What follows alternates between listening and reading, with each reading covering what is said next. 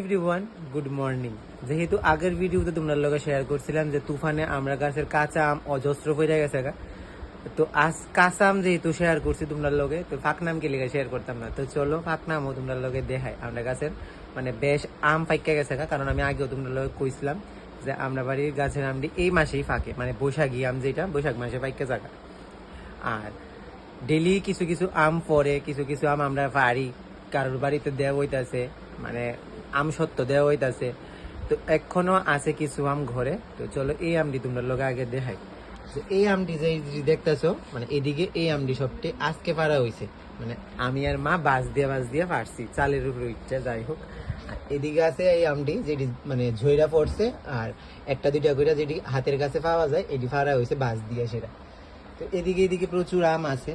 তো এই আমটিরই কিছু কিছু আম আমরা মানে যাদের বাড়িতে দেওন দিমু। আম গাছ তো সবার বাড়িতে থাকে কম্পালসারি আম গাছ। তো কারোর বাড়িতে আম নিয়ে গেলে তখন কই আমটা বাড়িতে তো আম আছে কিতা করতে আনছস, তো এমন কয়। তো তারপরেও মানে যেহেতু গাছের একটা ফল তো সবাই দিয়া মিল্লা বাইটা খাওয়াটাই উচিত আমি মনে করি।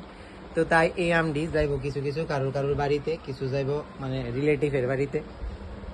রিলেটিভ বলতে মানে আমার বাড়ি, মাসির বাড়ি, দিবের বাড়ি, জেঠুর বাড়ি, এমন ভাবে সবার বাড়িতে যাইবো।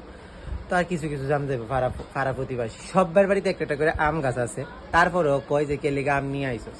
তো যাই হোক, তো কিছু কিছু আম মানুষের বাড়ি যাবো, কিছু কিছু আম আমরা ঘরে খাইতাছি অনবরত, আর কিছু কিছু আম বাজারে দিয়ে দিব। মানে যেটা আমরা সব সময় কইরা থাকি, মানে এত আম একটা গাছেরই, এত আম কত আর খামো, আর কতই বা মানে মানুষের বাড়িতে দিব, দিলে একই কথা যেহেতু আম গাছ সবার বাড়িতে আছে। তো এই কারণে ভাবতাছি আনতে কিছু কিছু আম বাইচ্ছা আমরা বাজারে দিয়ে দিব। হ্যাঁ, কাঁচা আম দিয়ে আমরা বাজারে দিয়ে দিছি। এর মধ্যে পাকনা আমও বাবা একদিন বাজারে নিয়ে গেছে, কারণ অন্যবারের তুলনায় এবার আমের বাজারে নিয়ে দিলে যে একটা প্রফিট আইতো এই প্রফিটটা আইতেছে না। তো যাই হোক, তো আম অনেক অনেক আম আছে বাজারে। তো এই কারণে এবার আমের মানে যার দ্বারা আমরা সবসময় দিতাম তার দ্বারাই আমরা নিয়ে দিতেছি, কিন্তু মানে এবার একটু পরিমাণটা কমাইয়া দিতেছে, মানে আমের যে যে বিক্রি করতেছে বিক্রির টাকাটা। তো যাই হোক, তো এমন ভাবে চলতেছে। আর এই আমটা একটা ফাইট ঠিক গেছে, কত বড় আসলো এই আমটা।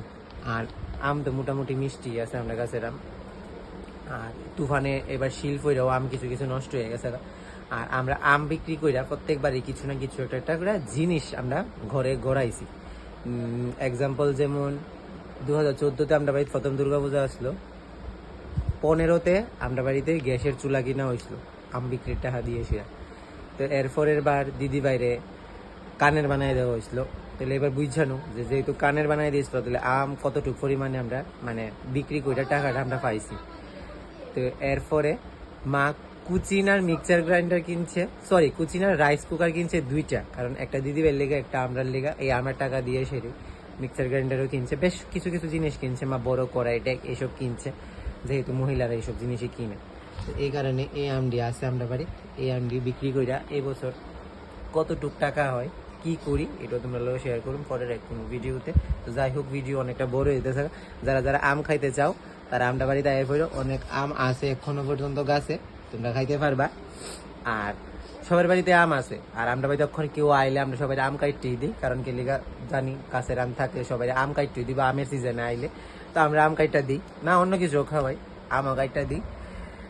তো এই ভিডিওটা এতটুকুই। আর তোমরা কেডা কেডা এমন আম কিভাবে খাও, কাঁচা আম, পাকনা আম, কে কে কোন আম খাইতে ভালো হোক এটা আমার জানাই কমেন্টে।